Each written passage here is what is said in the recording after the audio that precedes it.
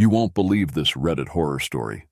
Back in the early 2000s, when I was still a dumb teenager, my group of friends and I decided to explore an abandoned church. There were 4 boys in my friend group: Chris, who was the oldest, and twins named Matthew and Dylan, who was 17, and then me, the runt, who was 16. Around our town, there was a bunch of kids getting in trouble by going into abandoned places, exploring, then going to school and bragging all about what they saw, showing pictures and their treasures.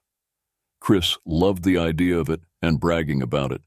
We were just idiot kids wanting attention at school. I deeply regret it.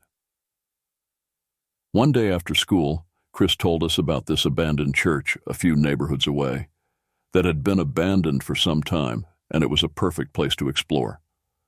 So one Friday, we got our school bags, dumped all our school supplies, and put a few spray cans, some flashlights, and cameras to show off our finds.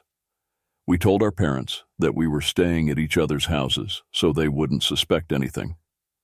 We all met at a bus stop and rode to the church. When we got there, Dylan took many pictures of the church. The cream paint was peeling, and there was trash everywhere outside the place. Broken beer bottles and cans, like someone had already been there. We found a broken window and jumped inside. The boards creaked, scaring us, but we laughed it off. Matthew got some spray paint and sprayed his name on the damaged walls, and Dylan took pictures of it. Chris and I walked forward to the pews, turning our flashlights on and shining them over the pews. Chris stopped and pointed his flashlight to a pew that had a stained blanket and rags. Under the pew was a duffel bag with some beer bottles, like someone was living here.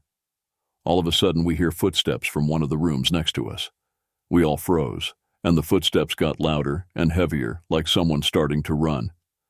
We grabbed our bags as quickly as we could, rushed out the window, ran to our bikes, and went home.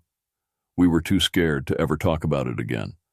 A few years later, when we all graduated, we were sitting at a bar. We saw on the news that some infamous serial killer had been arrested after years of being uncaught.